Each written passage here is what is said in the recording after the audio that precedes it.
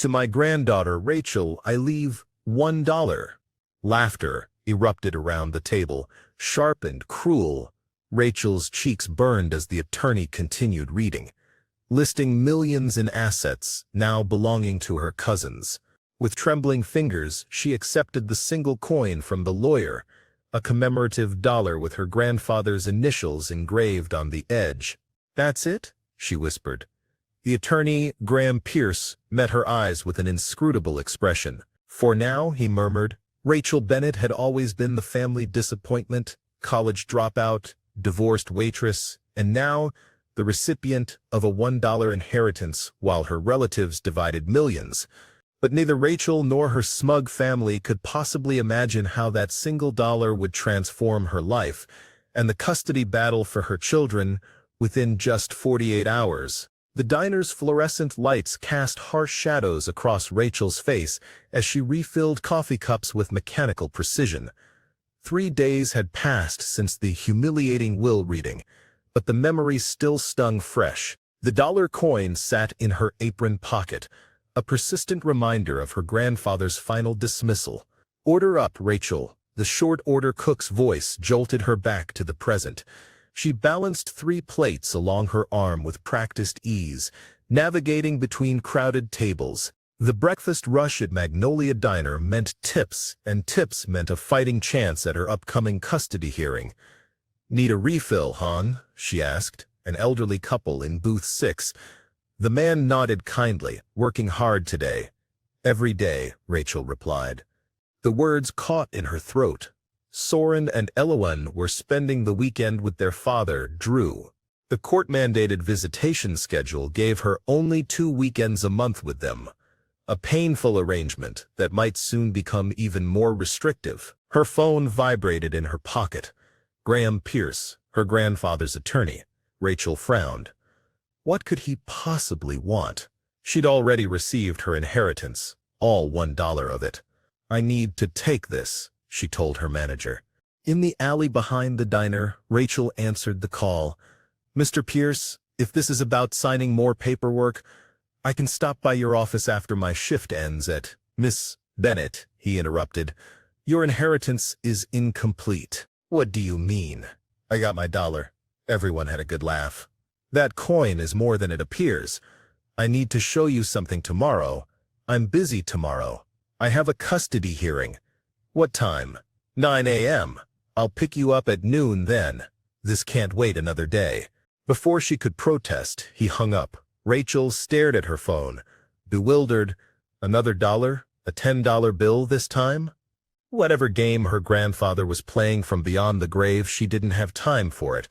Not with her children's future hanging in the balance. The courthouse loomed before her the next morning, its stone columns and broad steps projecting an authority that made Rachel's stomach tighten. Inside, the polished wooden benches of courtroom 3 were hard and unforgiving beneath her. She'd worn her best outfit, a navy blue dress from a consignment shop, and the only pair of heels she hadn't sold to cover last winter's heating bill. Across the aisle, Drew Bennett sat confidently in his tailored suit, his attorney leaning over to whisper something that made him nod. "All rise," the bailiff announced as Judge Harriet Klein entered the courtroom. Rachel stood, smoothing her dress nervously, the dollar coin pressed against her thigh from inside her pocket. She'd brought it as a reminder that even family could write you off, that she needed to fight her own battles. "Be seated," Judge Klein said, adjusting her glasses as she reviewed the file before her. "This is a continuation of custody proceedings for Soren and Elowen Bennett, minors aged 13 and 8. I've reviewed the reports from the court-appointed evaluator and the financial disclosures from both parties." Rachel's attorney, a public defender named Marcia Delgado, squeezed her hand reassuringly.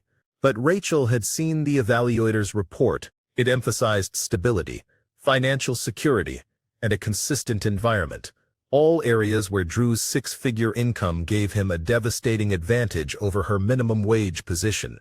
Judge Klein looked up. "Mr. Bennett provides health insurance, private school tuition, and has maintained the family home, providing consistency for the children during this transition. Ms. Bennet, while clearly devoted to her children, works variable shifts and resides in a one-bedroom apartment where the children must share the bedroom while she sleeps on a sofa bed. Rachel's throat constricted. Each word hammered home her inadequacy in the court's eyes. "Your Honor," Marcia interjected, "my client has applied for assistant manager positions at 3 establishments and is enrolled in night classes to complete her associate's degree. Her dedication to improving her situation while maintaining close bonds with her children should be considered." Drew's attorney, a silver-haired man in an expensive suit, stood intent. "Doesn't provide stability, Your Honor. The children's academic records show improved performance during periods when they're primarily in my client's care. Mr. Bennet has created a home office to allow him more flexibility around the children's schedules, and his mother lives nearby to assist when needed." After careful consideration, Judge Klein announced, "I am granting primary physical custody to Mr. Bennet, with Ms. Bennet to have visitation every other weekend and 1 evening dinner visit per week." The words hit Rachel like physical blows. Primary custody. To Drew. She would see her children only 6 days a month. "Your Honor," she began, rising shakily to her feet. "Please, Ms. Bennet," the judge cut her off firmly but not unkindly. "This arrangement can be revisited in 6 months if your circumstances change substantially. I encourage you to continue your education and secure more stable employment." The gavel came down with finality. Rachel stood frozen as Drew and his attorney gathered their papers, their satisfied expressions barely concealed. As they passed, Drew paused. "I'll have Soren and Elowen call you tonight," he said, his voice low enough that only she could hear. "Maybe this will motivate you to get your life together." After they left, Rachel remained seated, numb, as Marcia reviewed their options. "We can appeal, but without changed circumstances, it's unlikely to succeed," the lawyer explained gently. "Focus on creating stability. Document everything. Be punctual for every visitation." Rachel nodded mechanically, clutching her purse. Inside, her fingers found the dollar coin. Worthless, just like her promises to her children that they would always be together. Outside the courthouse, rain had begun to fall. Rachel checked her watch. 11 a.m. Graham Pierce would arrive any minute. She considered canceling, retreating to her apartment to lick her wounds in private. What could possibly matter now? A sleek black Audi pulled to the curb, and Graham Pierce emerged with an umbrella. In his mid-50s with salt and pepper hair and wire-rimmed glasses, he had the measured movements of someone accustomed to handling delicate matters. "Mrs. Bennet," he said, extending the umbrella to cover her. "I heard about the ruling. I'm truly sorry." Rachel looked up in surprise. "How did you know already?" "I have friends in the courthouse," he replied. "All the more reason why what I'm about to show you matters tremendously. I just lost primary custody of my children. Whatever game my grandfather was playing with this inheritance, I don't have the energy for it today." "This isn't a game, Miss Bennet. Your grandfather Elias was many things, but cruel wasn't one of them. Please give me 2 hours. What I'm about to show you could change everything, especially for Soren and Elowen." They drove in silence for nearly an hour, leaving the city behind. Rachel watched as urban sprawl gave way to suburbs, then to rolling countryside. The rain had stopped, leaving everything washed clean and glistening. "Where exactly are we going?" she finally asked. "Hawthorne County," he replied. "Your grandfather owns significant acreage here." Rachel frowned. "I thought Victor got all the property." "He received the commercial holdings and the family estate," Graham corrected. "This property was held separately, in a trust with very specific terms." The car climbed higher into the hills before cresting a ridge. Graham pulled over at a scenic overlook and turned off the engine. "Before we go further," he said, turning to face her, "I need to see the coin." Rachel hesitated, then withdrew the dollar from her pocket. Holding it up, Graham nodded. "May I?" She handed it over, watching as he examined it closely, turning it to catch the light on the engraved initials. "Elias Bennet was a visionary," Graham said, and much more sentimental than people realized. Did you know he kept every letter you wrote him when you were a child? He did? In a lockbox in his study. He was particularly fond of the one where you designed a perfect town for your school project. You were 10, I believe. I remember that, Rachel said softly. He helped me research it. We spent an entire Saturday at the library looking up sustainable architecture. He never forgot that day, or your design. He gestured toward the windshield. Look down there. Rachel leaned forward, gazing into the valley below. At first, she saw only forest and a glinting ribbon of river. Then she noticed small structures scattered throughout the trees, connected by winding paths. Solar panels glinted on rooftops. A larger building stood near what appeared to be a small dam on the river. "What is that?" she asked. "That is Hawthorne Haven. Your inheritance." He started the car again, continuing down the winding road that descended into the valley. Rachel's mind raced. This couldn't be real. If her grandfather had left her property, why the charade with the dollar? Why the secrecy? As they approached the valley floor, a gate came into view. Simple but elegant wrought iron, with Hawthorne Haven arched across the top.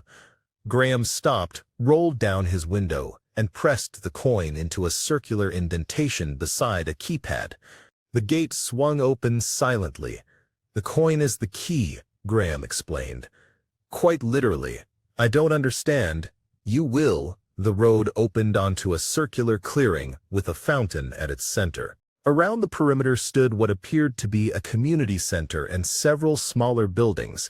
People were visible, working in garden plots, walking along paths, carrying supplies between buildings. As Graham parked, Rachel noticed something strange. The people had stopped what they were doing and were gathering, looking toward the car, not with suspicion, but with what appeared to be anticipation. "Do they know we're coming?" she asked. Graham nodded. "They've been waiting for you for quite some time." Rachel stepped out uncertainly. A woman in her early 60s approached, her silver hair pulled back in a practical braid, her weathered face breaking into a warm smile. "Rachel Bennett," she said. "I'm Miriam Clay. We've been waiting to meet you." Rachel shook her hand. "I'm sorry. I don't understand what's happening here. My grandfather left me $1, not whatever this is. The dollar was the key. The trust couldn't be executed until you physically came here with it. Elias was very specific about that." A small crowd had gathered now, perhaps 30 people of various ages. They regarded Rachel with open curiosity and what seemed like genuine warmth. A man in his 30s using forearm crutches made his way forward. Despite his obvious mobility challenges, he moved with purpose and confidence. "Jonah Reyes," he introduced himself. "Army Corps of Engineers, retired. I maintain the micro-hydroelectric dam and power grid here. Welcome to your inheritance." "I still don't understand. What is this place?" Graham retrieved a sealed envelope from his briefcase. "Perhaps this will help. Your grandfather left this for you, to be opened only when you arrived here." With trembling fingers, Rachel broke the seal and unfolded the letter inside. The handwriting was familiar. The same script that had signed birthday cards and the occasional letter during her childhood. "My dearest Rachel, if you're reading this, then Graham has fulfilled his promise to bring you to Hawthorne Haven. The dollar coin that seems so insignificant is actually the key to my true legacy, and now yours. Years ago, you showed me your vision for a perfect community, sustainable, cooperative, and in harmony with nature. While others dismissed it as a child's fantasy, I saw the wisdom in it. Over the last 15 years, I've been quietly building that vision into reality. Hawthorne Haven is home to 60 micro-homes, a community center, workshops, gardens, and a hydroelectric dam that provides clean power. More importantly, it's home to a community of extraordinary people who share your vision, though they don't yet know it was originally yours. I've left the bulk of my fortune to Victor and the others because they value only money. But to you, my true heir in spirit, I leave something far more precious, a living legacy and the means to expand it. The Hawthorne Haven Trust owns this land and provides for its basic operations. As trustee, you will have both the responsibility and the resources to guide its future. Graham will explain the legal details. Why the secrecy? I've learned that true character reveals itself when people believe there is nothing to be gained. Your cousins would have pretended to share my vision if they knew what awaited. You alone have the heart to steward this community as it deserves. My legacy awaits my true heir. That has always been you, Rachel. With love and faith, Grandfather Elias. Rachel lowered the letter, tears blurring her vision. Around her, the community waited expectantly. These strangers who somehow already believed in her. There's more to show you, Miriam said gently. Unable to speak, Rachel nodded. As she followed Miriam and Jonah along a path into the heart of Hawthorne Haven, the dollar coin weighed heavy in her pocket. No longer a symbol of rejection, but the key to a future she could never have imagined. And somewhere in the back of her mind, a small flame of hope kindled. Perhaps, with this inheritance, she could finally provide the stability that the court demanded, and bring Soren and Elowen home where they belonged. The tour of Hawthorne Haven unfolded like a dream. Rachel followed Miriam and Jonah through the community, struggling to process the scope of what she was seeing. 60 micro-homes nestled among the trees, each around 400 square feet, beautifully crafted with sustainable materials. Solar panels supplemented the hydroelectric power from the dam. Community gardens flourished in the late spring sunshine. Each resident contributes according to their skills, Miriam explained as they walked. I was a war zone medic for 20 years, so I oversee our medical needs. Others teach, farm, build, or maintain our systems. How long have you been here? Rachel asked. 8 years, Miriam replied. I was one of the first. Elias found me when I was struggling with PTSD after my last deployment. This place healed me. Jonah nodded in agreement. Similar story for many of us. They approached the community center, a 2-story building with wide windows and a broad porch. Inside, Rachel found a large common room with a kitchen, dining area, and comfortable seating. Bookshelves lined one wall, and a bulletin board displayed community announcements and duty rosters. We gather here for meals 3 times a week, Miriam said. Otherwise, each home has its own kitchenette. The second floor has classrooms, a small medical station, and our communications center. Communications? Rachel asked. Satellite internet, emergency radio systems, and a small server farm for our internal network. Jonah explained. A young woman with close-cropped hair and a camera slung over her shoulder approached. You must be Rachel. I'm Zuri Okafor, environmental journalist. I've been documenting the wildlife restoration in the valley for a magazine feature. Rachel shook her hand. So, you don't live here? Just visiting for a few months. I'm camping near the eastern boundary, studying the ecosystem. Your grandfather gave me permission before he passed. Everyone, give Rachel some space, Miriam gently intervened, noting Rachel's overwhelmed expression. She's had quite a day already. Graham stepped forward. Perhaps we should show Rachel the dam control station. That's where the coin's second function comes into play.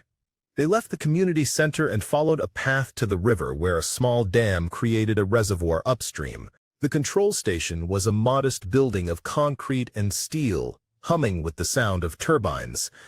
This is where it gets interesting, he said. The control system requires 2 forms of authentication, a physical key and a digital code. He indicated a small coin-shaped slot beside the panel. Your dollar is the physical key. Rachel withdrew the coin, examining it with new understanding.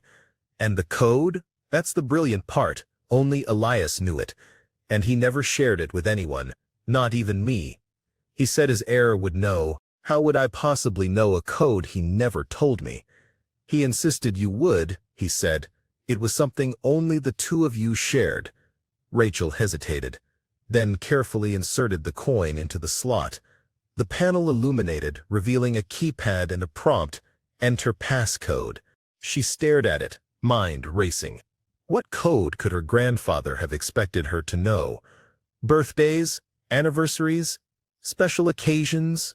"What happens if I get it wrong?" she asked. 3 failed attempts will lock the system for 24 hours, Jonah explained. "But don't worry. The dam operates on redundant systems. This is just for administrative access." Rachel closed her eyes, thinking about her grandfather. What number would he have chosen that only she would know? Then it came to her, the day they'd spent researching sustainable communities. She'd been exactly 10 years and 43 days old. Her grandfather had teased her about being a decade and change. Slowly, she entered her birth date, October 17, 1983. The screen flashed green. "Access granted. Welcome, trustee." Jonah whistled low. He was right. You did know. The screen changed to display a system overview. Power generation stats, water levels, security systems in the corner. A notification blinked. "New trustee recognized. Secure files unlocked." "What files?" Rachel asked. "These would be the trust documents," Graham explained, scanning the list. "Everything you need to understand your role as trustee." "This is overwhelming." "Let's get you settled," Miriam suggested. "There's a trustee residence near the community center. You look like you could use some rest and time to process." The trustee residence turned out to be a cabin slightly larger than the micro-homes, with a bedroom, office, kitchen, and comfortable living area. Large windows overlook the community and the valley beyond. "Your grandfather stayed here when he visited," Miriam explained. "The fridge is stocked, and there are fresh linens on the bed." Left alone, Rachel wandered through the cabin, trailing her fingers over furniture her grandfather had used. On the desk in the office, she found framed photographs, one of herself as a child sitting on Elias's lap, another of the valley before development began. She sank into the desk chair, emotionally exhausted. The custody hearing felt like it had happened days ago instead of hours. She checked her phone. No service. "Of course, the satellite phone is in the top drawer," Graham said. "For emergencies. Regular cell service is available at the communications building if you need to make calls." "I need to check on my kids." "Of course," Graham replied. "I'll have someone show you to the communications center when you're ready." He paused. "Rachel, there's something else you should know. The trust includes a significant stipend for the trustee. It's meant to ensure you can focus on managing the community without financial strain." "How significant?" Rachel asked. $15,000 monthly, Graham said, plus healthcare coverage and educational funds for your children. Rachel's hand flew to her mouth. $15,000 a month? Elias was very clear about this. The trustee's well-being was paramount to the community's success. After he left, Rachel sat in stunned silence. With that stipend, she could provide everything the court deemed necessary for her children: stable housing, education, health care. She could petition for a custody review, immediately based on changed circumstances. Using the satellite phone, she called Drew. He answered on the third ring. "Rachel, where are you? Your phone's been going straight to voicemail." "I'm at a property my grandfather left me," she explained. "There's no regular cell service here. I wanted to check on the kids." A pause. "They're fine. Eloan had a bit of a meltdown after dinner, but she's settled now. Can I talk to them?" "They're doing homework," Drew said. "Listen, about the hearing." "I'll be petitioning for a review," Rachel interrupted. "My financial situation has changed significantly. I can provide everything the court requires now. Because of a $1 inheritance?"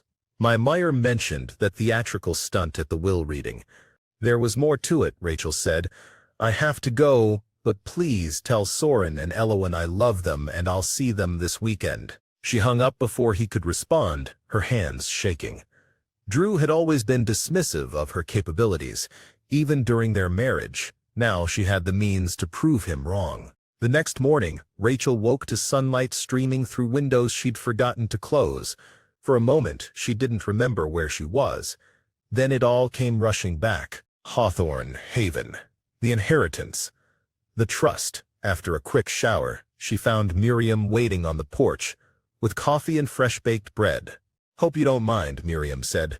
"Thought you could use breakfast before the morning meeting." Morning meeting? Community Council meets daily at 8 to discuss work assignments and any issues that need addressing. As trustee, you're automatically the chair, though most of us have been managing things cooperatively since Elias fell ill. I don't know the first thing about running a community like this. None of us did at first. You'll learn. Besides, you're not alone. The meeting took place in the community center, with about 20 residents representing various aspects of Haven operations. Rachel listened more than she spoke, absorbing the rhythms and relationships of the community. They discussed garden rotations, a leak in one of the micro-homes, and plans for the summer farmers market in the nearby town. "We sell our excess produce and crafts," explained an older man named Hector. "The income goes back into the community fund for supplies we can't produce ourselves." After the meeting, Jonah offered to show Rachel more of the property's infrastructure. They took an electric utility vehicle to the eastern boundary where the land sloped up toward the neighboring ridge. "The property covers about 2,000 acres, Jonah explained. "Most of it is forest preservation, but we use about 100 acres for the community, gardens, and orchards." 2,000 acres? That's enormous. Prime real estate too, Jonah added. The neighboring property was bought by Pteridine Minerals last year.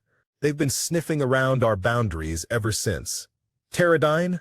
That's my cousin Victor's company. We had several accidental incursions by their survey teams. Your grandfather was fighting them off when he got sick. As if summoned by the mention, Rachel's phone rang. She'd picked up a signal at the communications center earlier. It was a number she didn't recognize. Rachel Bennett speaking. "Rachel, it's Victor. We need to talk." Rachel tensed. "About what?" "About that property you're standing on. I'd like to make you an offer. I'm not interested in selling. You haven't heard my offer yet. $5 million cash. For a waitress with custody problems, that's life-changing money." "How do you know about my custody situation?" "Small world," Victor replied smoothly. "Drew and I have mutual acquaintances. He mentioned your financial difficulties. $5 million would solve those problems overnight. The property isn't for sale, Victor, at any price. Don't be hasty," he pressed. "That land has significant lithium deposits. Pteridine needs it for our clean energy battery production. You'd be helping the environment and securing your children's future." "I'll secure their future my way," Rachel replied firmly. She hung up, her heart racing. Jonah studied her with concern. "Everything okay? My cousin just offered me $5 million for this land. That's pocket change compared to what the lithium deposits are worth," Jonah said grimly. "Probably north of 50 million, and that's just what they've identified so far." Rachel's eyes widened. 50 million? Why do you think your grandfather protected this land so carefully? It wasn't just about the community, it was about keeping these resources out of corporate hands. He gestured to the valley around them. "This ecosystem is rare and fragile. Mining would destroy it and contaminate the watershed for decades." They returned to the community center where Graham was waiting with a stack of documents. "I've prepared the paperwork to notify the court of your changed circumstances," he explained. "With the trustee's stipend and the housing provided here, you have a strong case for custody reconsideration." Rachel signed where indicated. "How soon can we file?" "Today," Graham promised. "There's something else," Rachel said, explaining Victor's call. "He mentioned lithium deposits. He's also apparently in contact with my ex-husband. Victor's ruthless in business. If he wants this land, he won't stop at one phone call. He offered $5 million. This land cannot be sold without unanimous consent from all residents, plus the trustee. It's deliberately structured to prevent exactly this scenario. Good, because I have no intention of selling my grandfather's legacy or my own." That weekend brought Rachel's first scheduled visitation with her children since the custody ruling. Drew would bring them to Hawthorne Haven for the day, a prospect that filled Rachel with both excitement and anxiety. How would they react to this place, to the dramatic change in her circumstances? She spent Friday preparing the trustee cabin, making up the sofa bed for Soren and arranging Elowen's favorite stuffed animals on the daybed in the office. Rachel paced the gravel parking area, watching for Drew's silver SUV. She baked cookies, something she rarely had time for in her apartment, and asked Hector for the freshest strawberries from the garden. Saturday morning dawned clear and warm. When it finally appeared, her heart leapt to her throat. The vehicle had barely stopped when the passenger door flew open and Elowen tumbled out, her dark curls bouncing. At 8, she was all energy and curiosity, though her greeting was more subdued than usual. A quick hug before stepping back to eye the surroundings warily. Soren emerged more slowly, 13 and increasingly conscious of his dignity. His resemblance to Drew was striking, the same straight nose and serious eyes, but he had Rachel's copper-red hair. He offered a stilted, "Hey, Mom." Drew stepped out last, his expression a carefully constructed mask of neutrality that didn't quite hide his curiosity. "This is unexpected," he said. "Your grandfather left you this place?" "It's called Hawthorne Haven," Rachel explained. "Grandfather Elias built it as a sustainable community. I'm the trustee now." Drew raised an eyebrow. "Trustee? That sounds like responsibility without ownership." "It comes with a substantial stipend," Rachel replied.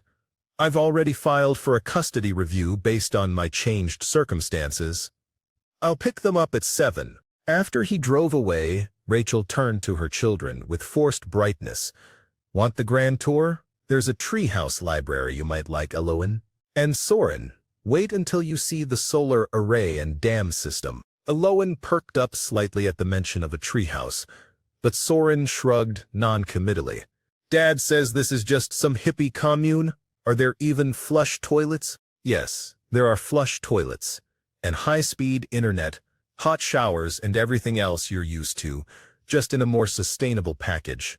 The tour proceeded with Elowen gradually showing more enthusiasm while Soren maintained a studied indifference. They met several community members, including 2 families with children who invited Soren and Elowen to join a game of Capture the Flag later. "Can I play, Mom?" Elowen asked. "Of course," Rachel said. "Soren, what about you?" "Maybe. Can I see this dam you mentioned?" Rachel led them to the control station where Jonah was running a system check. He greeted the children warmly, taking special care to engage Soren. "Your mom tells me you're into engineering," Jonah said. "This system generates enough power for the whole community plus some we sell back to the grid." Soren leaned forward with interest. "How does it regulate during heavy rainfall?" Jonah launched into an explanation that quickly grew technical. Rachel watched in amazement as her son's reluctance melted away in the face of genuine intellectual engagement. "You should see our drone system sometime," Jonah added. Soren's eyes lit up. "You have drones? I built one for my science club last semester." "No kidding? You'll have to tell me about it." By evening, the visit had evolved beyond Rachel's cautious hopes. Elowen had joined the Capture the Flag game and made fast friends with a 9-year-old girl named Maya. Soren had spent 2 hours with Jonah discussing engineering concepts and had even agreed to return to the dam the following weekend to help with drone monitoring. As they ate dinner on the cabin's porch, watching fireflies begin to rise from the meadow, Elowen asked the question Rachel had been waiting for. "Are we going to live here with you, Mom?" "I'm working on it, sweetie. I've asked the judge to look at our case again." Soren frowned. "But what about school, my friends?" "The robotics competition is next month." "We'd figure all that out," Rachel assured him. "There's a learning center here, but you could still attend your current school if that's what you want. It's about a 40-minute drive." "Dad says this place will probably get shut down," Soren said. "He says it's built on valuable mining land and that your cousin's company will take it over eventually." "Your father doesn't have all the information," she said carefully. "This land is protected by a very solid legal trust. It's not going anywhere." The sound of tires on gravel announced Drew's early return. Rachel walked the children to the parking area, her heart heavy with the impending separation. "I love you both so much," she said, hugging them tightly. "I'll see you next weekend, and we'll finish exploring." Elowen hugged back fiercely. "I want to come back," Maya said. "I could help in the butterfly garden." Soren was more reserved but managed a small smile. "The drone thing sounds cool." After they climbed into the SUV, Drew approached Rachel. "Quite the fantasy world you've found yourself in," he said. "Just don't get too comfortable. Victor Hawthorne isn't known for taking no for an answer, and he's convinced this land is rightfully his. Is that why you've been talking to him about me, planning how to undermine my custody petition?" "I'm being practical, Rachel. A settlement with Pterodyne would secure our children's future better than this experiment in communal living." "You mean it would secure your future?" Rachel retorted. "What did he promise you? A finder's fee? Consulting contract? Or just the satisfaction of watching me fail again?" "You always were naive," Drew sighed, turning away. "Some things never change." As the SUV disappeared down the access road, Rachel stood alone in the gathering dusk, a familiar sense of powerlessness threatening to overwhelm her.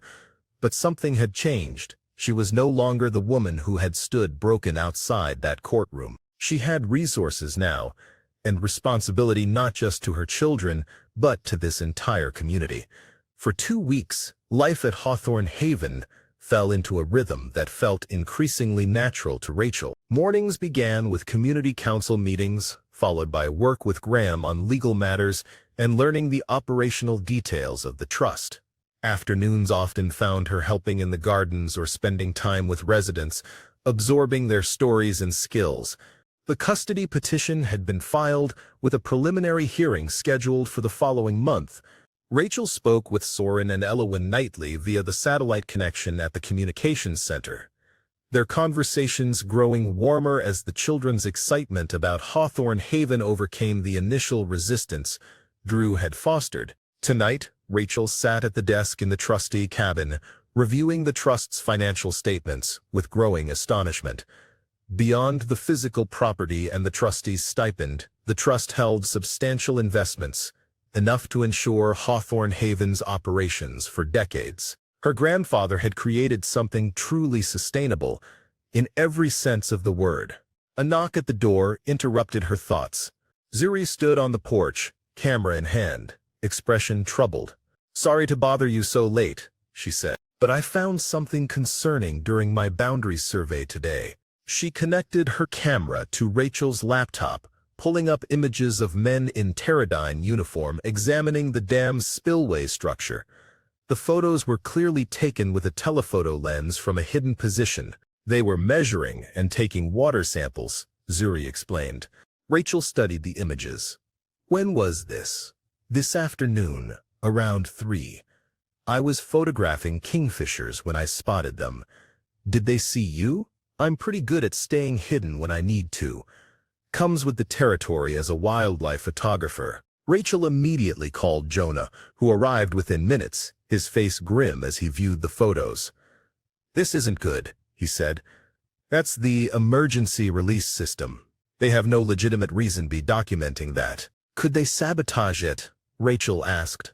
Jonah's silence was answer enough. "We need to increase security," Rachel decided. "Zuri, would you be willing to set up some trail cameras along that boundary?" "Jonah, can we program the drones for night surveillance?" Both agreed readily. By midnight, they had implemented a makeshift security system. Trail cameras at strategic points, drones programmed for automated patrol flights, and a volunteer rotation for physical checks every 4 hours. "I'll take the first watch," Jonah offered. "Get some sleep, Rachel. We've done what we can for tonight." But sleep proved elusive. Rachel lay awake, replaying Victor's phone call in her mind.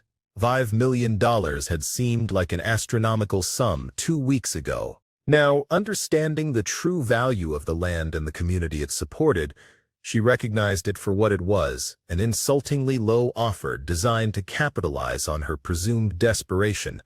The next day brought heavy rain, a summer storm that swelled the river and kept most residents indoors. Rachel met with Graham in the community center to discuss the boundary incursion.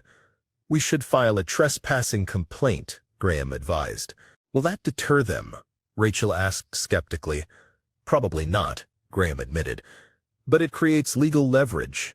More practically, I suggest we expedite the physical boundary marking project. The trust allows for security measures. They spent the morning drawing up plans for property line reinforcement. A combination of fencing, natural barriers, and clear signage.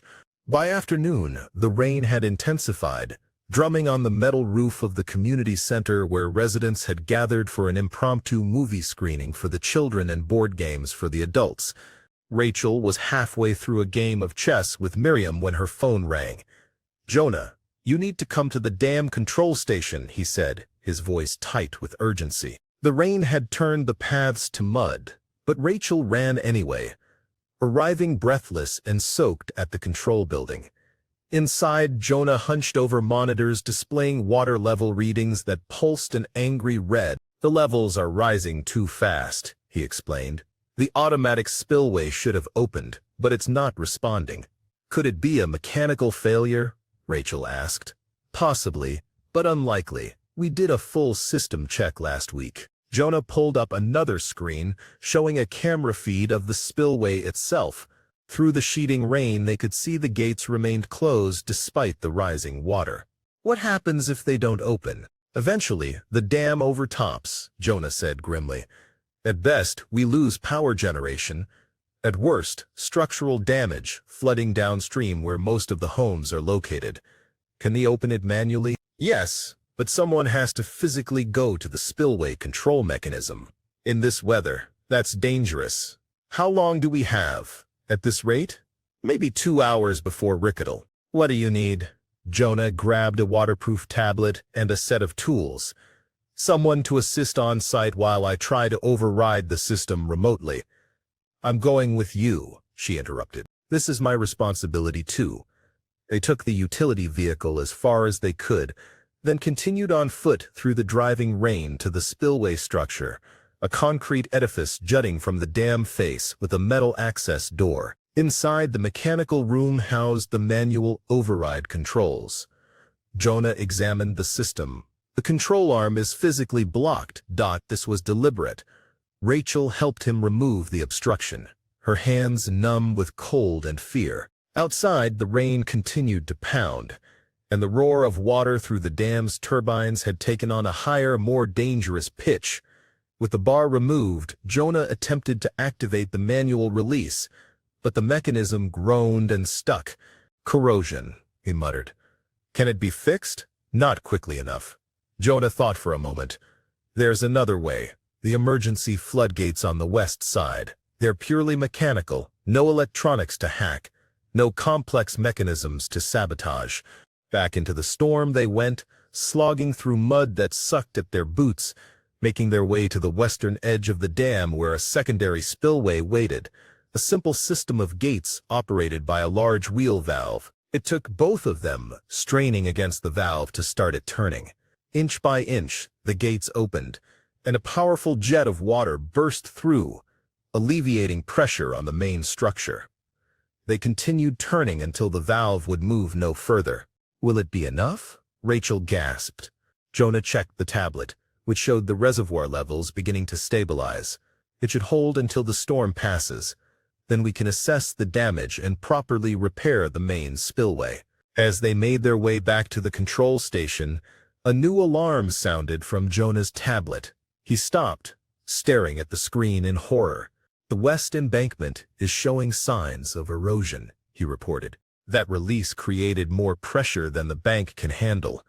They changed course, heading for the western edge of the reservoir where the natural earthen embankment formed part of the containment system. Through sheets of rain, they could see water cutting through the soil, carving a channel that grew larger by the minute. "If that breaks, everything downstream is in danger," Jonah shouted. "We need to alert the community. Now." Rachel grabbed the emergency radio from the utility vehicle. "Attention all residents," she broadcast. "This is an emergency evacuation notice. The west embankment is failing. Move to higher ground immediately. Repeat, move to higher ground across the valley. The emergency siren began to wail, its mournful cry rising above the storm. Rachel and Jonah raced back toward the community, stopping to help residents struggling up the muddy paths toward the designated shelter area on the eastern ridge. Miriam had taken charge at the community center, organizing evacuation teams and checking names against the resident list. 3 families unaccounted for, she reported. The Navarros, the Wilsons, and Maya's family, the Chens. The Navarros and Wilsons were working on the Fair Orchard project today. Someone volunteered. They might not have heard the siren. I'll find them, Rachel decided. Not alone, Jonah insisted. They drove as far as they could. Then Zuri deployed the drone, its lights barely visible through the downpour. The tablet displayed thermal imaging, scanning for human heat signatures. There, Zuri pointed. That's got to be the Navarros and Wilsons. The families had taken refuge in a tool shed, unaware of the danger until Rachel and Zuri arrived to escort them to safety. By the time they returned to the community center, the water had begun to overflow the western embankment, rushing downhill toward the lowest-lying homes. The Chens, Rachel asked Miriam. Still missing. Their home is in the lowest section. Without hesitation, Rachel grabbed a life vest and a length of rope from the emergency supplies. I know where they are. They have that basement workshop where cell reception is poor. I'm coming with you, Zuri said. They took the remaining utility vehicle, navigating increasingly flooded paths. Twice they had to abandon the vehicle and proceed on foot, wading through knee-deep water that grew swifter by the minute. The Chen's micro-home was already surrounded by water when they arrived. Rachel pounded on the door, shouting over the roar of the flood. No response. The workshop entrance is around back, she recalled. There's an exterior door that leads directly to the basement. They found it partially submerged but still accessible. Rachel wrenched it open, and they descended into the darkened workshop. There, they found Maya and her parents frantically trying to save equipment, unaware of how serious the situation had become. We need to leave now, Rachel urged, helping them gather only essential items. The embankment is failing. It's not safe. They had just reached the main floor when a massive surge of water struck the house, shattering a window and pouring in. The current nearly knocked them off their feet as they struggled toward the front door. Outside was worse. The gentle slope that had held only inches of water minutes before was now a churning knee-deep torrent, powerful enough to sweep them away. Link arms, Rachel ordered. Zuri at the front with the flashlight, then Maya, Mrs. Chen, Mr. Chen, and I'll take the rear. They began their slow progress uphill, fighting against the current with each step. Halfway to higher ground, Maya slipped, the water nearly pulling her under before her mother caught her. The girl was terrified now, crying as the cold water rose to her chest. I can't carry all my gear and her, Mrs. Chen called back. Without hesitation, Rachel moved forward in the chain, hoisted Maya onto her back, and secured her with the rope. Hold tight, she told the girl. It took nearly 40 minutes to cover what should have been a 10-minute walk, but they finally reached the ridge where the rest of the community waited anxiously. Cheers erupted as they appeared through the rain, muddy and exhausted but alive. Maya clung to Rachel even after they reached safety, her small arms locked around Rachel's neck. You saved us, she whispered. Dawn broke clear and cool, the storm finally spent. Rachel stood with Jonah and the emergency assessment team, surveying the damage from the ridge overlook. Below, the western embankment had indeed failed, sending a wall of water through the lower section of the community. A dozen micro-homes had been damaged, some severely, gardens were washed out, and a section of the orchard was underwater. Could have been much worse, Jonah observed. If we hadn't opened the emergency gates when we did, the main dam might have failed. That would have been catastrophic. This was deliberate, Rachel said. The blocked spillway, the corroded mechanism. Someone wanted this to happen.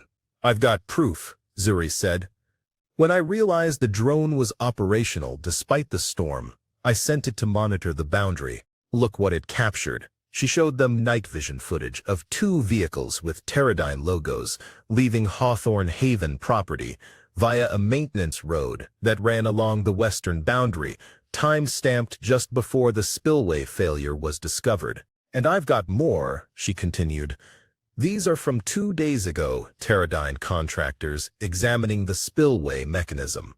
And here she zoomed in on a man holding what appeared to be a spray bottle, applying something to the control arms. Rachel's phone rang. "Graham, I just heard," he said when she answered. "How bad is it?" "Significant damage, but no casualties. Thank God." "Zuri has evidence that Teradyne sabotaged the spillway. We need to move legally on this, fast." "I'll file emergency injunctions today," Graham promised. "In the meantime, document everything. Every bit of damage, every repair cost. And Rachel, be careful, if they're willing to risk lives." "I know," she said grimly. The community gathered in the afternoon to coordinate recovery efforts. Teams were assigned to assess structural damage, salvage possessions, and begin clearing debris. Despite the destruction, spirits remained remarkably high, a testament to the resilience Elias had fostered in this place. As Rachel worked alongside residents clearing mud from one of the damaged homes, her phone rang again. "Drew? Rachel, what's going on?" "Soren just showed me a news alert about flooding at some eco-village in Hawthorne County." "Is that where you are? Are you okay?" "I'm fine. There was some damage, but everyone's safe." "The kids are worried sick. What happened?" "The dam spillway was sabotaged. We have evidence that Teradyne Minerals was responsible." "Victor's company? Why would they?" "Because he wants this land, Drew. He offered me $5 million for it 2 weeks ago. When I refused, he apparently decided on more aggressive tactics." "The kids want to see you, to make sure you're okay." "The road is partially washed out," Rachel said. "It'll be at least 2 days before it's passable again. What if we come as far as we can? Maybe meet halfway?" "That could work. The main road is clear up to the county line. There's a ranger station there. Tomorrow at noon, I'll be there." After hanging up, Rachel wondered at the change in Drew's tone. Was he genuinely concerned, or was this another angle in whatever game he and Victor were playing? That evening, as residents gathered in the community center for a hot meal and progress reports, Soren called on the satellite phone. "Mom, are you really okay? We saw videos of the flooding online." "I'm fine, sweetheart. Just tired and muddy. Dad says your cousin tried to hurt people. Is that true?" "We have evidence that Teradyne employees tampered with the dam. We don't know if Victor ordered it directly." "That's messed up," Soren said. "Dad says we're coming to see you tomorrow." "I can't wait." Rachel told him. "Mom," Soren's voice dropped to a near whisper. "I've been working on something. A drone modification for search and rescue. Would it help if I brought it?" "That would be amazing, Soren. We could definitely use it." After the call, Rachel joined Jonah at a table where he was reviewing repair estimates. "How bad?" she asked. "The homes can be fixed. We have the materials and skills. The embankment is the bigger challenge. We need heavy equipment and possibly engineering approval from the county." "Cost?" Jonah grimaced. "Conservatively, $100,000. The trust has it, but it's still a major expense." Rachel nodded, thinking of the $5 million Victor had offered, a sum that now seemed both inadequate for what this land was worth and blood money for what his company had done. "We'll rebuild better than before," she decided, "and we'll make sure everyone knows exactly what Teradyne did here." Zuri joined them, her camera still in hand. "I've been in touch with my editor. They want the story. Corporate sabotage endangering an eco-community. With the evidence we have, it could make national news." "Do it," Rachel authorized. "But wait until after we file the legal injunctions. I want everything in the book." The ranger station parking lot was nearly empty when Rachel arrived the following day.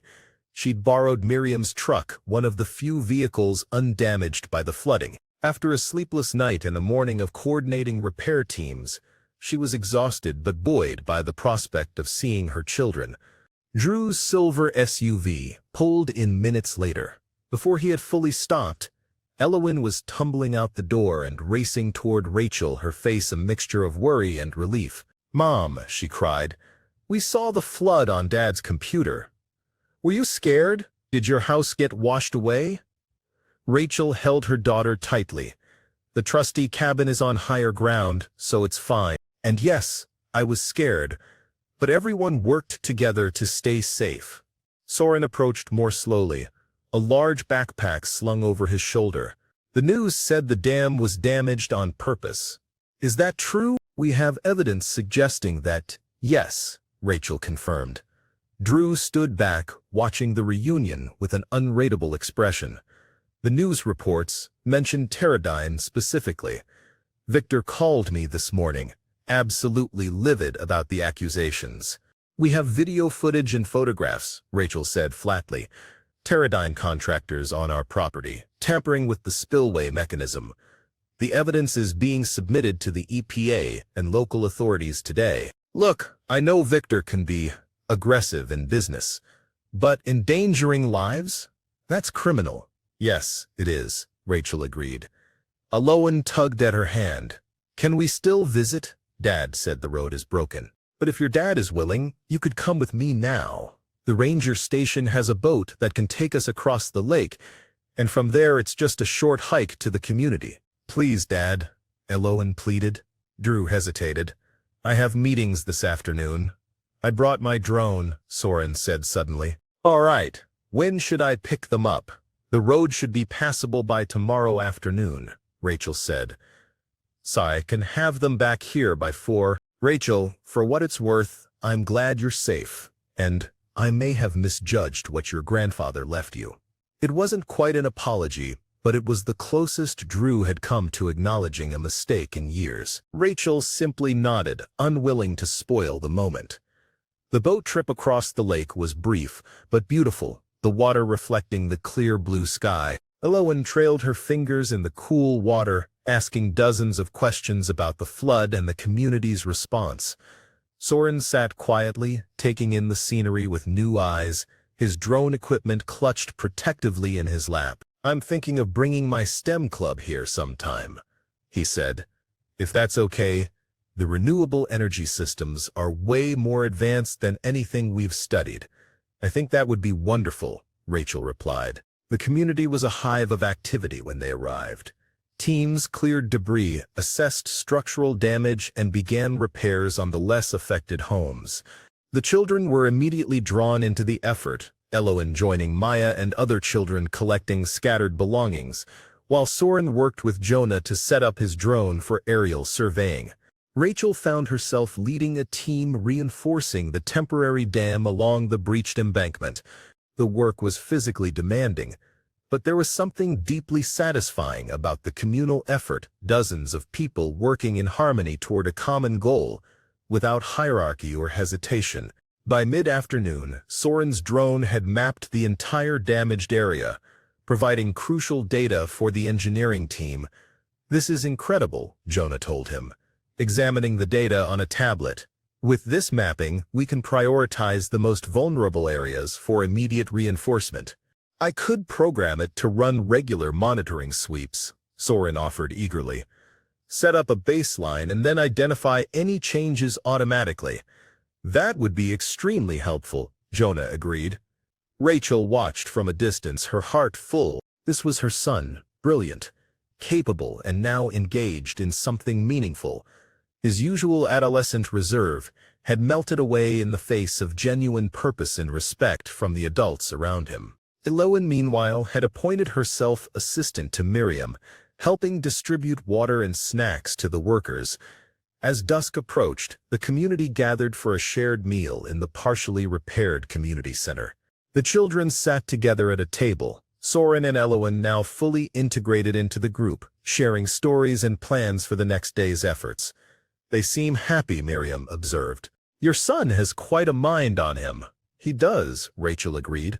"This is the most engaged I've seen him in months. At home, at Drew's house, he mostly locks himself in his room with his computer. Purpose is a powerful thing, especially for young people.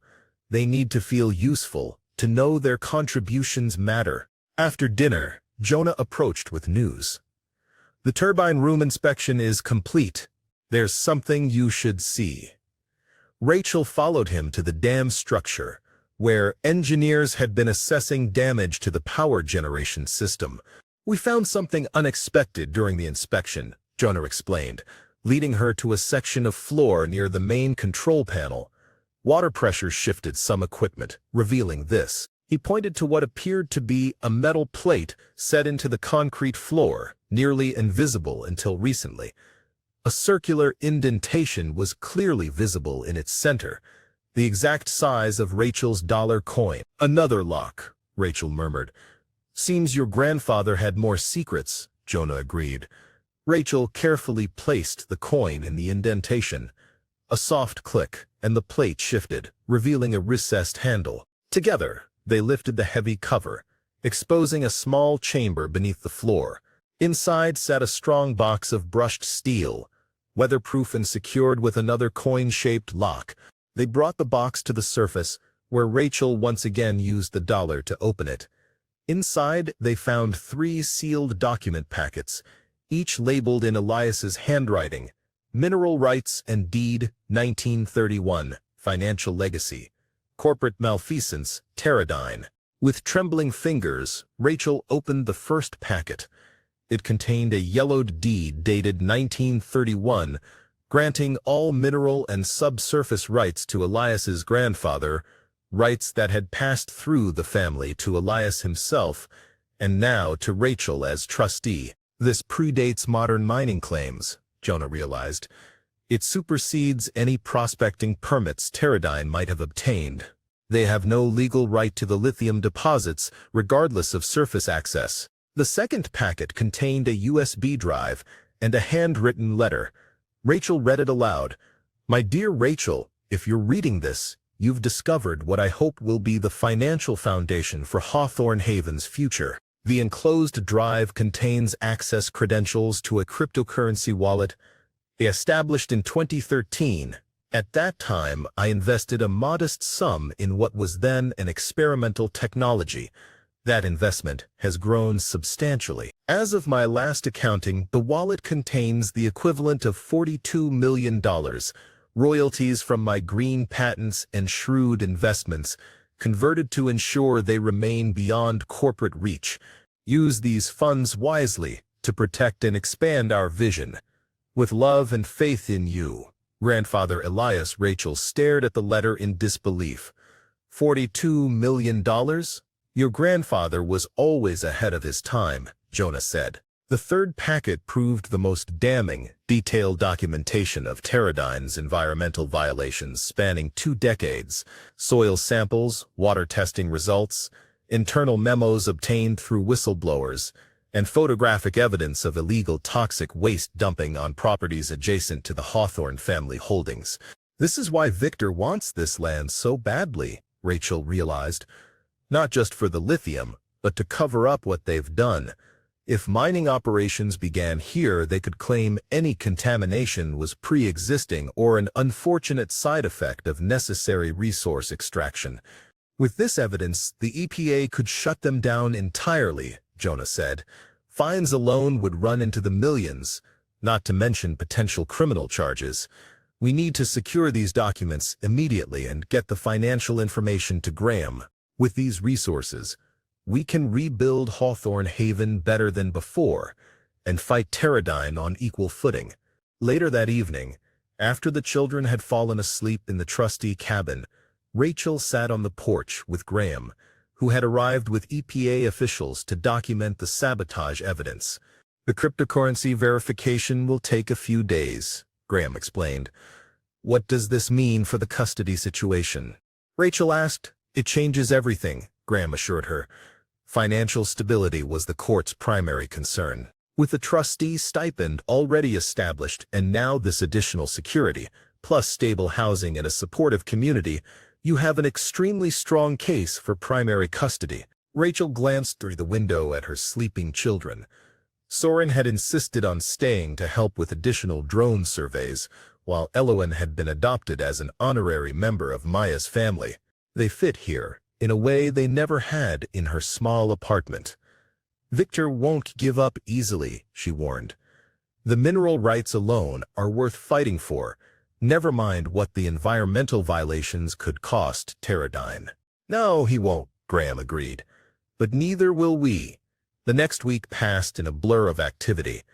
The emergency road repairs were completed, allowing heavy equipment to reach the community. With funds from the cryptocurrency wallet now verified and accessible, Rachel authorized immediate repairs to all damaged structures. Word of Teradyne's sabotage had spread through local media, and volunteers from neighboring communities arrived daily to help with rebuilding efforts. The breached embankment was reinforced with proper engineering oversight, and the dam's spillway was not only fixed but upgraded with additional security measures.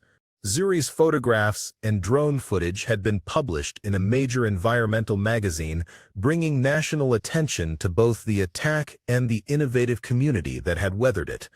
Rachel's custody petition moved forward rapidly, with a hearing scheduled just 3 weeks after the flooding.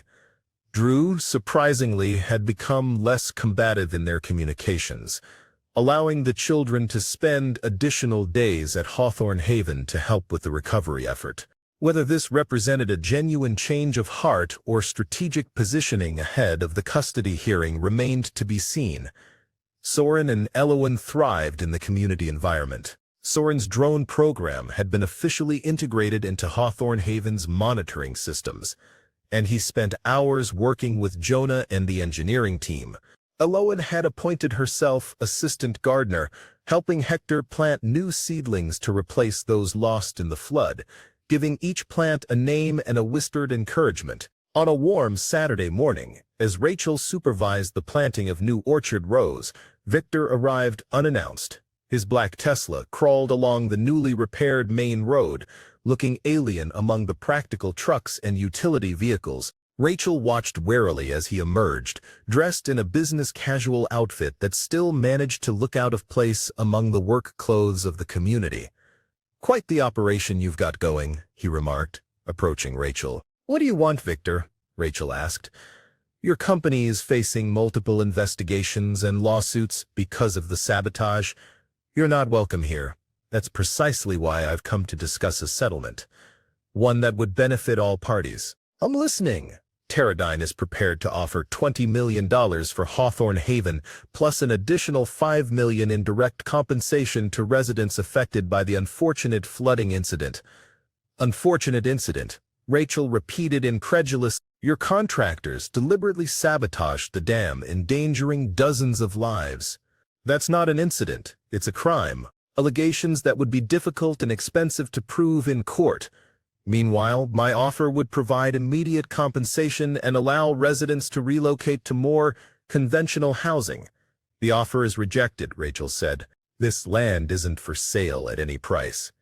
And we have more than allegations, we have video evidence, sworn testimony, and documentation of years of environmental violations by Teradyne." "What documentation?" "Grandfather Elias kept meticulous records," Rachel informed him. "Soil samples, water testing, internal memos from Teradyne whistleblowers. Enough to interest not just the EPA but the Department of Justice." "You're bluffing." "Am I?" "The EPA agents were quite interested in the materials we provided. I believe they're executing search warrants at Teradyne offices as we speak." "This is a mistake, Rachel. You don't want me as an enemy. You became my enemy when you tried to destroy my community," Rachel replied. "Now, I suggest you leave before I call the sheriff about another trespassing violation." Victor turned without another word, stalking back to his Tesla. As he drove away, Miriam joined Rachel, passing her a bottle of water. That went about as expected. "He'll escalate," Rachel predicted. "The evidence we have could destroy Teradyne completely." "Then we'd better be prepared," Miriam agreed. Rachel's prediction proved accurate, sooner than expected. 3 days later, a county board meeting was hastily convened to review the mineral rights documentation Rachel had submitted. Victor appeared with Teradyne's corporate counsel, challenging the validity of the 1931 deed. The document in question has not been properly maintained in county records, Teradyne's lawyer argued. It appears to have been filed originally, but subsequent required renewals were never recorded. The board, composed primarily of local business owners and longtime residents, appeared sympathetic to Teradyne's position, suspiciously so, Rachel thought, noting how several members avoided eye contact during the proceedings. Graham fought valiantly, presenting historical records and legal precedents, but the board voted 4-3 to invalidate the mineral rights deed pending further legal review, effectively freezing Rachel's claim while allowing Teradyne's existing permits to remain active. "You bought them off?" Rachel fumed. "Did you see how Thompson and Kingsley wouldn't even look at us? Their campaigns have probably been funded by Teradyne for years." "It's a setback," Graham acknowledged. "We'll appeal to the state court immediately." Meanwhile, the environmental violations evidence is entirely separate from the mineral rights issue. The EPA investigation continues regardless. The next morning brought more trouble. Residents arriving with supply trucks reported that the main access road had been blockaded at the county line by private security contractors claiming to be enforcing the board's decision. "They've stationed armed guards," Jonah reported after investigating. "They're allowing residents to leave but requiring inspection of all incoming vehicles for unauthorized mining equipment." "It's a siege tactic," Miriam realized. "Controlling access to wear us down." Rachel called Graham immediately. "We need an emergency injunction. They can't blockade a private road based on a mineral rights dispute." "Already on it," Graham assured her. "I've got a judge reviewing the filing now. In the meantime, how are supplies?" "We're good for at least 2 weeks," Rachel calculated. The blockade remained in place, despite Graham's legal efforts. The local judge, another longtime recipient of Teradyne's community generosity, delayed ruling on the emergency injunction, citing the complexity of the case. 5 days into the blockade, Rachel was in the dam control room with Jonah, reviewing security measures, when Soren burst in, breathless with excitement. "Mom, the coin, I figured it out." "What coin, sweetie?" Rachel asked. "Grandfather's dollar," Soren explained impatiently. "It's not just a key, it's a map." He pulled out a magnifying glass, and the coin. "Look at the edge where his initials are engraved. I was examining it for my STEM project on security systems, and I noticed there's more than just. There's a sequence of tiny marks, coordinates." Rachel took the magnifying glass, squinting at the coin's edge. Sure enough, nearly invisible to the naked eye, a series of numbers and letters were inscribed alongside Elias's initials. "Jonah, do these look like coordinates to you?" she asked. He studied the markings, then nodded slowly. "They could be. Let me check." He entered the sequence into the control room computer, pulling up a topographical map of Hawthorne Haven. "These point to a location beneath the main community center, about 20 feet below ground level. The community center has a basement, but it's not that deep." "No, but it was built on the foundation of an older structure," Jonah said, checking historical records on the computer. "According to this, the original Hawthorne farmhouse stood there until the 1950s. It had a deep root cellar and what's described as a secure storage room built during World War II. At the bottom, they found a heavy door with the now familiar coin-shaped lock. Within the hour, a team had located an access point beneath the community center's storage room, a section of flooring that didn't match the rest, concealing a narrow staircase descending into darkness. Rachel inserted the dollar with trembling fingers. The lock mechanism turned smoothly, and the door swung open to reveal a small, dry chamber lined with steel. At its center stood a single object, a sealed titanium tube mounted on a pedestal. Once again, the coin served as the key, fitting perfectly into a slot in the tube's cap. Graham arrived that evening to examine the findings, his expression growing increasingly amazed as he reviewed the treasury bonds. Inside, they found 2 items, a leather portfolio containing treasury bonds dated 1944 with a face value of $20 million, and a waterproof case containing multiple USB drives, and hard copies of what appeared to be Pteradyne's internal communications spanning 30 years. These are legitimate, he confirmed, and given their age and rarity, their current value would be approximately $160 million. $160 million, Rachel echoed, stunned. How did my grandfather acquire these? According to this letter, Graham said, holding up a sealed envelope that had been tucked among the bonds, they were purchased by your great-grandfather during the war as a hedge against economic uncertainty. Elias inherited them and chose to preserve them in their original form, rather than redeeming them. The USB drives proved even more valuable in the immediate term. They contained decades of evidence documenting Pteradyne's environmental violations, internal memos discussing illegal waste disposal, and even recordings of conversations between Victor and other executives plotting to acquire Hawthorne Haven by any means necessary. Graham searched for words, this is beyond comprehensive. Elias wasn't just documenting their violations, he was building a case methodically over decades. There are even sealed affidavits from former Pteradyne employees. He knew, Rachel realized, he knew Victor or someone like him would come after this land eventually. He was preparing all along, not just preparing, Graham corrected, but anticipating exactly if they would try to take it. Look at this, he held up a document dated just months before Elias's death. It's a detailed prediction of how Pteradyne would attempt to invalidate the mineral rights deed, including which board members were most susceptible to bribes. That night, Rachel sat with her children on the porch of the trustee cabin watching fireflies rise from the meadow below. The discovery of the bonds and evidence had energized the community, providing not just financial security but vindication of Elias's foresight and commitment to protecting the land. "Do you think grandfather knew we'd figure it out?" Soren asked. "I think he counted on it," Rachel replied. "He believed in us, in our family's ability to solve problems and protect what matters." "Are we going to be rich now?" Aloan asked. Rachel smiled. "The community will be secure, and yes, we'll have everything we need, but more importantly, we'll be together." "Here?" Soren asked.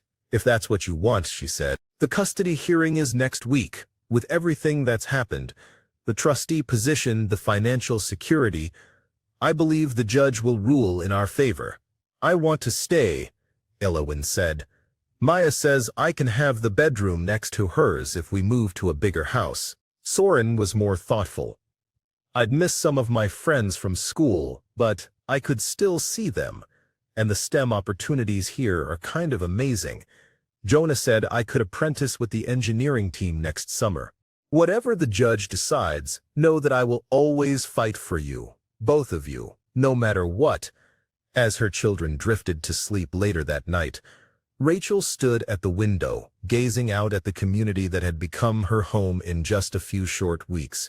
Tomorrow they would begin using the evidence Elias had collected, fighting back against Victor and Pteradyne with every legal tool at their disposal. The morning of the custody hearing dawned bright and clear. Rachel stood before the mirror in the trustee cabin, adjusting the lapel of her new suit, conservative but elegant, projecting exactly the image of stability and competence she needed the court to see.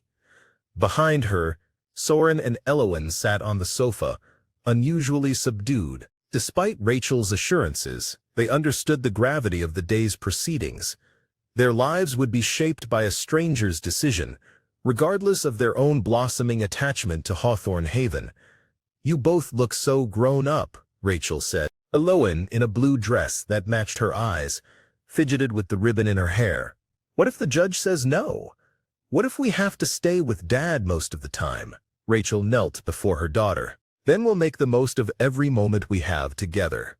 But I believe the judge will see that this is where you belong, with me, in a community that loves you both." Soren, uncomfortable in a dress shirt and tie, cleared his throat. "Dad's been different lately. Less, I don't know, controlling? He even said last week that your inheritance was impressive. That's like the first positive thing he's said about you in forever. Your father is a complicated man," Rachel said carefully. "But I believe he wants what's best for you, even if we disagree about what that is." A knock at the door announced Graham's arrival, in his impeccable suit, with a briefcase full of documentation supporting Rachel's petition.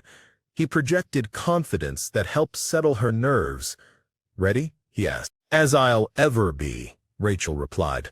The drive to the courthouse was quiet, each lost in their own thoughts. 2 months ago, Rachel had stood in that same building, defeated and hopeless as a judge granted Drew primary custody. Today, she returned transformed, not just financially secure, but emotionally stronger, the leader of a community that had weathered the crisis and emerged more unified than before. Drew waited on the courthouse steps with his attorney, his expression unreadable. "Good luck," he said to Rachel. "Whatever happens, the kids have been happier these past few weeks than I've seen them in a long time." Unlike the previous hearing, he wore a more casual blazer rather than a power suit, and he greeted the children with genuine warmth, but without the subtle possessiveness Rachel had grown to recognize. Inside, the same Judge Klein presided, her sharp eyes taking in Rachel's transformed appearance. "I understand we're here to review custody arrangements based on changed circumstances," she began. Graham presented their case methodically. The trustee position and stipend, the secure housing at Hawthorne Haven, the educational opportunities for both children, and the community support structure that surrounded them. He submitted financial documentation, character references from community members, and evidence of the children's improved emotional well-being. "Most compellingly, Your Honor," Graham concluded, "the children themselves have expressed a strong preference for residing primarily with their mother at Hawthorne Haven, where they have formed meaningful connections and engaged in enriching activities tailored to their individual interests." Drew's attorney presented a more muted case than before, acknowledging the changed circumstances while arguing for a more balanced time-sharing arrangement rather than a complete reversal of the previous order. When it was Drew's turn to speak, he surprised everyone. "Your Honor, while I cherish my time with my children and believe I provide them with a stable home, I have observed their enthusiasm for the community their mother has joined. Soren's engagement with the engineering programs there has ignited an academic passion I've been trying to foster for years, and Elowen," he smiled slightly, "has become a budding environmentalist with strong opinions about sustainable farming practices." A ripple of gentle laughter moved through the courtroom. Judge Klein's expression softened slightly. "What are you suggesting, Mr. Bennett?" "I'm suggesting that the children's best interests might be served by primary residence with their mother during the school year, with significant time at my home during breaks and some weekends. I would request that their education remains at their current schools, which are approximately 40 minutes from Hawthorne Haven." Rachel stared at her ex-husband, stunned by this unexpected concession. Judge Klein appeared equally surprised but nodded thoughtfully. "Miss Bennett, your response?" Rachel gathered her composure.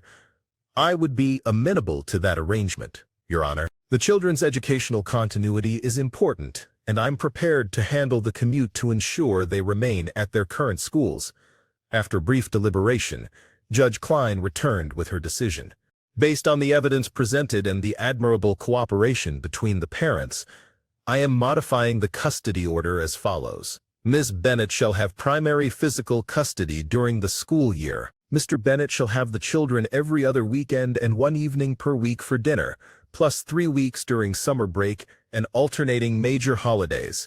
Ms. Bennett, the court is impressed by the positive changes in your circumstances and your commitment to providing stability for your children. The community you've described appears to offer unique benefits for Soren and Elowen's development. Mr. Bennett, your willingness to put your children's emotional needs first is commendable. This court encourages continued cooperation between both parents." Outside the courtroom, the children bounced with excitement, the tension of the morning forgotten in the joy of the ruling. As they chatted with Graham about when they could move their belongings to Hawthorne Haven, Drew approached Rachel. "Thank you," she said.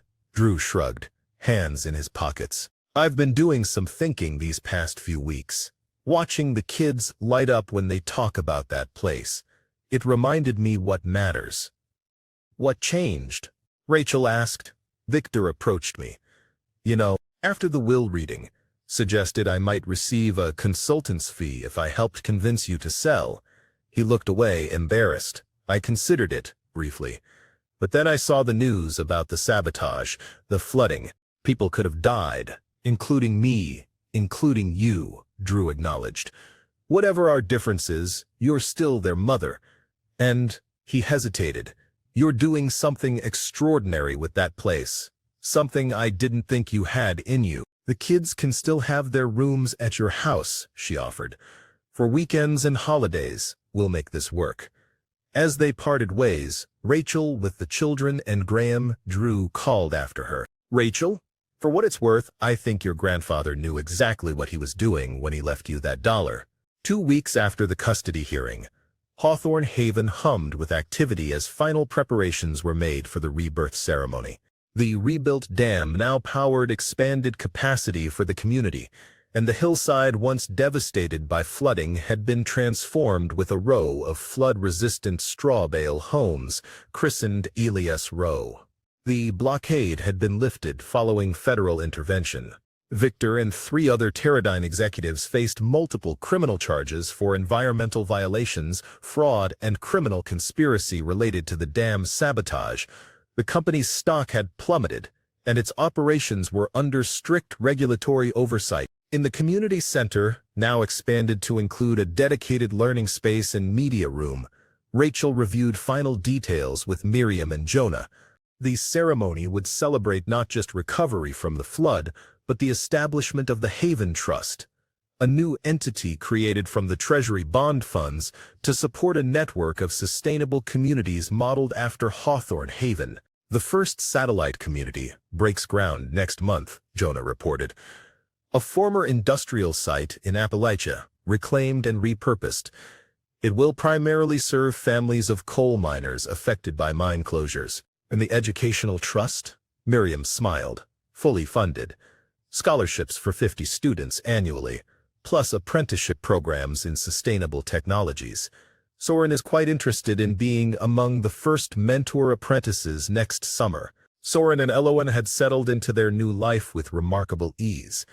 They attended their former schools, with Rachel handling the daily commute, but Hawthorne Haven was undeniably home now. Soren had converted part of the trustee cabin's office into a drone workshop, while Elowen had planted a special garden where she grew flowers specifically to attract butterflies and hummingbirds.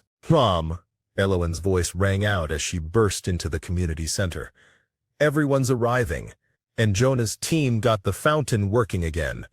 The ceremonial area had been set up in the central green with the restored fountain as its focal point. Chairs arranged in concentric circles accommodated not just community residents, but representatives from neighboring towns, environmental organizations, and even several state officials interested in the innovative approach to sustainable living. As people took their seats, Rachel felt a momentary flash of nerves.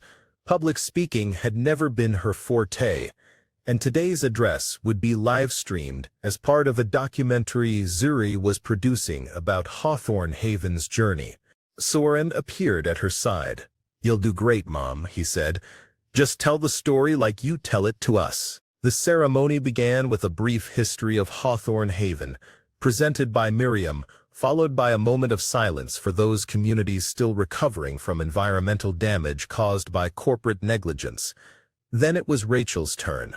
She approached the podium, the familiar weight of the dollar coin in her pocket grounding her. The faces before her, residents who had become family, children who had found purpose, visitors discovering new possibilities, gave her courage. 2 months ago, I stood in a lawyer's office and laughed when I was handed a single dollar as my inheritance, she began. I thought it was a final dismissal from a grandfather who had always seemed distant. I couldn't have been more wrong. What my grandfather understood, what we all came to realize, is that true wealth isn't measured in dollars, but in resilience, in community, in our commitment to each other and to the land that sustains us. Hawthorne Haven was never meant to be an escape from the world, but a model for what the world could become, one community at a time. As she spoke, Rachel noticed movement at the back of the gathering. Drew had arrived, standing quietly at the perimeter. Their eyes met briefly, and he nodded in acknowledgement, not quite approval, but respect. "Today, we announced the establishment of the Haven Trust," Rachel continued, "dedicated to creating a network of communities like ours, focusing particularly on single-parent families and veterans seeking a fresh start. The trust will also fund educational initiatives and apprenticeship programs, ensuring that the knowledge and skills developed here spread far beyond our boundaries." The announcement was met with enthusiastic applause. Rachel stepped back, making way for Jonah to explain the technical aspects of the expansion plans. As he spoke, Soren and Elowen joined Rachel at the side of the stage. "Can we say something too?" Soren asked quietly. Surprised and touched, Rachel nodded. After Jonah concluded, she returned to the microphone. "My children would like to share a few words," she announced. Soren and Elowen approached the podium together, a united front that brought unexpected tears to Rachel's eyes. For so long she had feared losing them, first to the divorce, then to the custody ruling. Now they stood beside her, confident and whole. "2 months ago, our mom inherited $1, Soren began. "Our dad told us it was kind of a joke, that our great-grandfather didn't think much of her." "But that was wrong," Elowen chimed in. "The dollar was magic. It unlocked doors and secrets, and a whole community of nice people. What we didn't understand at first," Soren continued, "was that the real inheritance wasn't the money that came later. It was this place, these people, and the chance to be part of something that matters. Our mom is brave," Elowen declared proudly. "During the flood, she carried Maya on her back through really deep water, and she fights for what's right, even when people try to stop her. So we want to thank her," Soren concluded, "for showing us what it means to build something instead of just buying things, and for never giving up on bringing our family back together." Rachel blinked back tears as her children embraced her, the audience erupting in applause. Over Elowen's head, she caught sight of Drew again. He was applauding too, his expression complex, perhaps recognizing, as she had, that their children had found something here that neither of their separate households had fully provided: purpose, belonging, and pride. As the formal ceremony concluded, residents and guests moved to tables laden with food harvested from the community's restored gardens. The atmosphere was celebratory, but purposeful. This was not just a victory party, but the launch of a greater mission. Graham found Rachel amid the festivities. "The first Haven Trust grants go out next week," he reported. 5 communities have already applied for partnership status. "And the Environmental Restoration Fund?" Rachel asked. "Fully established. The first project targets the watershed Pteridine contaminated. Cleanup begins next month." Rachel smiled, satisfied. Justice had many forms: legal, environmental, personal. Victory over Pteridine was sweet, but the true triumph was transforming that victory into something constructive rather than merely punitive. Rachel watched as Elowen taught other children a dance she had invented, while Soren surprised everyone by joining a group of teenagers manning the sound equipment, his usual reserve melting away among peers who valued his technical skills. "They're remarkable children," Miriam observed. "They've found themselves here," Rachel replied. From her pocket, she withdrew a small frame she had commissioned from one of the community's craftspeople, a simple wooden square with a circular inset perfectly sized for the coin. As evening fell, lanterns illuminated the central green where residents had gathered for music and dancing. She held the dollar coin in her palm, turning it to catch the moonlight on her grandfather's initials. Later, after the children had fallen asleep in their new bedrooms in the trustee cabin, now expanded to comfortably accommodate their family, Rachel stood on the porch alone, gazing at the lights of the community below. Tomorrow it would be mounted above the entrance to the community center, but tonight she wanted one last moment with it in her hand. "Thank you," she whispered, "for believing in me when no one else did, for seeing what I could become." She slipped the coin into its frame, securing it for display. From a single dollar, an entire world had grown, a community saved, a family reunited, a future secured, not just for her children but for generations to come. Inside the cabin, Soren called out sleepily, "Mom, is everything okay?" "Everything's perfect," Rachel answered.